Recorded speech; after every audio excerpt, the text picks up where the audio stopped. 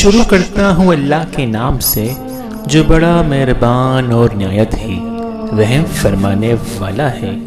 حضرت لوط علیہ السلام آخری حصہ۔ عذاب کی ابتدا۔ فرشتے یہ سب منظر دیکھ رہے تھے جب انہوں نے حضرت لوط کی بے بسی اور پریشانی کا یہ عالم دیکھا تو حقیقت سے پردہ اٹھاتے ہوئے گویا ہوئے، اے لوط، ہم تمہارے رب کے بیچے ہوئے فرشتے ہیں، یہ لوگ ہرگز تم تک نہیں پہنچ سکیں گے۔ کچھ رات باقی رہے تو اپنے گھر والوں کو لے کر چل دو، اور تم میں سے کوئی شخص پیچھے مڑ کر نہ دیکھے مگر تمہاری بیوی کے جو آفت ان پر پڑنے والی ہے وہی اس پر پڑے گی۔ ان کے عذاب کے وعدے کا وقت صبح ہے، کیا صبح کچھ دور ہے؟ سورہ ہود آیات 81۔ مفسرین لکھتے ہیں کہ حضرت لوط حقیقت حال جان کر مطمئن ہو گئے اور اپنے اہل خانہ کے ساتھ رات ہی کو نکل کھڑے ہوئے۔ بیوی بھی ان کے ساتھ تھی، لیکن کچھ دور جا کر وہ واپس اپنی قوم کی طرف پلٹ گئی اور قوم کے ساتھ جہنم رسید ہو گئی۔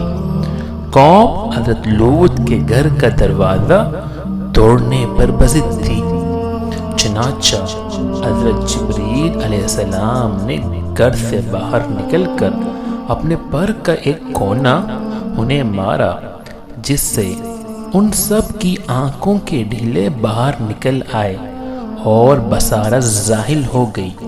یہ خاص عذاب ان لوگوں کو پہنچا جو حضرت لوط کے پاس بدنیتی سے آئے تھے۔ صبح عذاب عام میں پوری قوم تباہ ہو گئی۔ ابن کثیر۔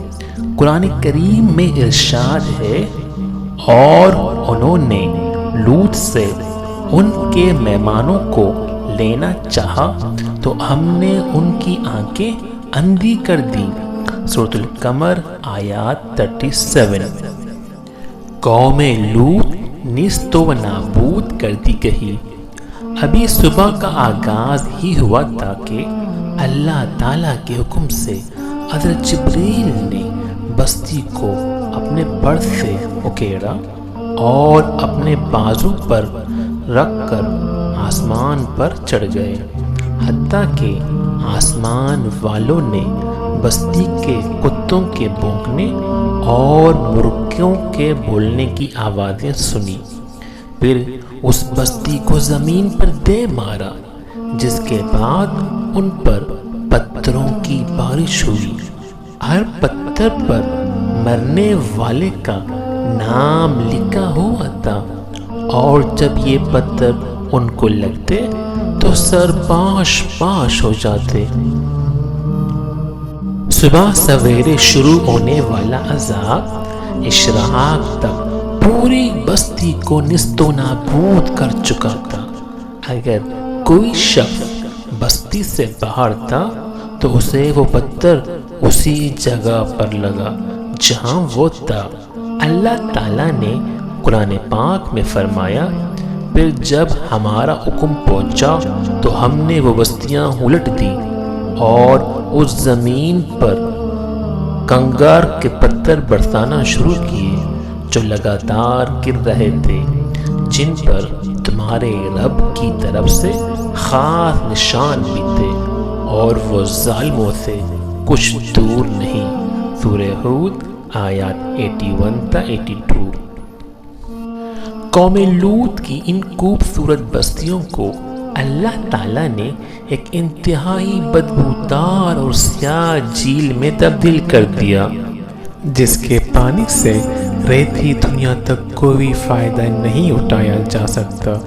سمندر کے اس خاص حصے میں کوئی جاندار مچھلی، مینڈک وغیرہ زندہ نہیں رہ سکتا، اسی لیے اسے بحیرہ مردار کہا جاتا ہے۔ اس کے مغرب میں اسرائیل اور مشرق میں اردن واقع ہے۔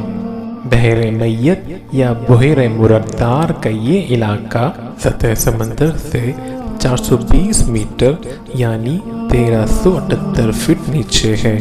اس جھیل کی لمبائی 67 کلومیٹر یعنی 42 میل اور چوڑائی 18 کلومیٹر یعنی 11 میل ہے۔ اس کا پانی حد سے زیادہ نمکین ہے۔ اس کے ارد گرد زمین جو کبھی دنیا کی سب سے زیادہ سرسبز و شاداب زمین تھی، بنجر اور صحرائی زمین میں تبدیل ہو چکی ہے، اور اب یہ دنیا کا ایک ایسا مقام ہے کہ جہاں زندگی پنپ نہیں سکتی۔ دنیا کی 5 حسین ترین بستیوں میں آباد قوم لوط کو اللہ تعالیٰ نے 2200 قبل مسیح نیست و نابود فرما دیا۔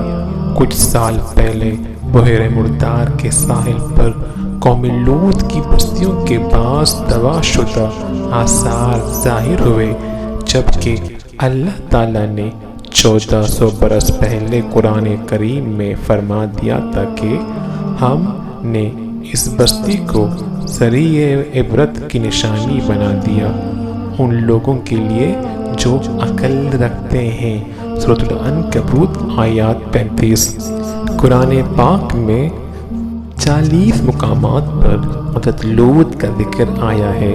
سورۃ الانعام آیات 86، سورۃ الاعراف کی آیات 80 تا 83، سورہ ہود کی آیات 6 آیات 70، 74، 77، 78، 81، 89، سورۃ الحجر کی آیات 59، 61، 62، 66، 67، 68، سورۃ الانبیاء کی آیات 71، 74، 75، سورۃ الحج کی آیات 43، سورۃ شعراء کی آیات 160، 161، 167، 168، سورۃ النمل کی آیات 54، 56، 57، سورۃ العنکبوت کی آیات 20، 30، 32، 33، سورۃ الصافات کی آیات 33، سورہ سواد کی آیات 13، سورۃ القاف کی آیات 13، سورۃ القمر کی آیات 33، 34، 36، 37، سورۃ التحریم کی آیات 10 اور سورۃ الحاقہ کی آیات 9 میں حضرت لوط علیہ السلام کا ذکر کیا گیا ہے۔ دعا ہے کہ اللہ پاک ہمیں نیک راستے پر چلنے کی توفیق عطا فرمائے اور ہمارا شمار اپنے نیک بندوں میں فرمائے، آمین۔